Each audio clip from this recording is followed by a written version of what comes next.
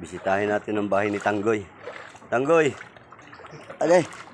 Binabaha Tanggoy, binabaha. Binabaha ata Tanggoy ah. Hindi mo kang binabaha ka. Eh, pwede i-tour mo ako sa bahay mo. Sa swimming pool namin. Oo, yung gandang bahay mo.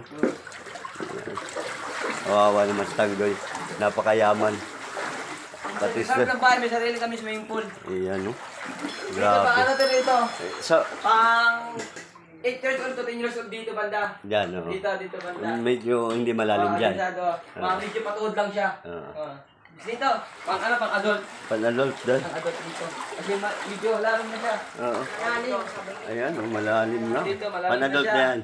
Adult na dito, pang ano, 25 to 60. Ano na kayo? Grabe naman yan. Dito. Grabe. Dito, meron pa. Meron pa rin? Dito.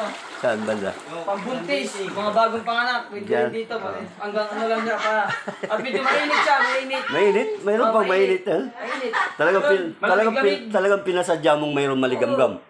Kung sino gusto tumayo dito sa akin, punta na kayo. Yan, yung address, boss. Address, Las Navas, Tanggoy. din Samar, Echole, Poblacion. Ayan.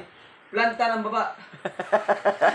Ang ganda. Eh, paano naman yung ano nyo, yung sa harapan nyo? Dito sa harapan, pag bago kayo pumasok, maghugas muna kayo dito.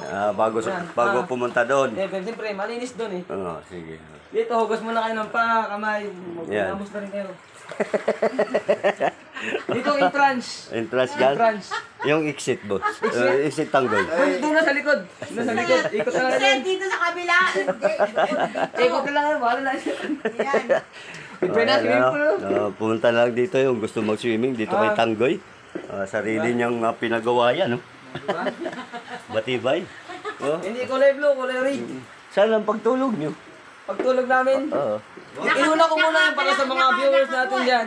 Bago kami matulog. Ito talaga sinadya para lang maraming views. Yes. Para sa viewer, para sa mga followers. Yes! Yan! Ang galing mo Kami talaga. natulog kami, tayo lang. Tayo!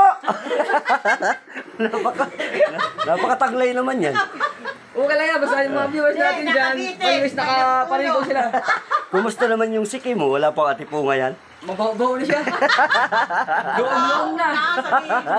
Hindi mabaw-baw. Nangangamyo na siya, tipunga. Ay, puros na tayo atipungahin eh. Dinudunot na siya. Nagdudunot na. Sige, bukas wala naman to na eh. Sana nga. Ayan ayan ang bahay itinor na tayo ni Tanggoy. Bahay ko, di Sa ba? bahay. Kaya punta lang kayo dito, gusto maligo. Sa pagbablog niya, ayan, nakatayo na siya ng swimming pool na napakalawak sa loob ng kanyang bahay. Yes, tama. Mababay na Tanggoy. Ayan, hanggang sa sunod, kung gusto niyo pumunta, punta rito, pre-entrance. Magdala lang kayo ng pagkain para makakain ako.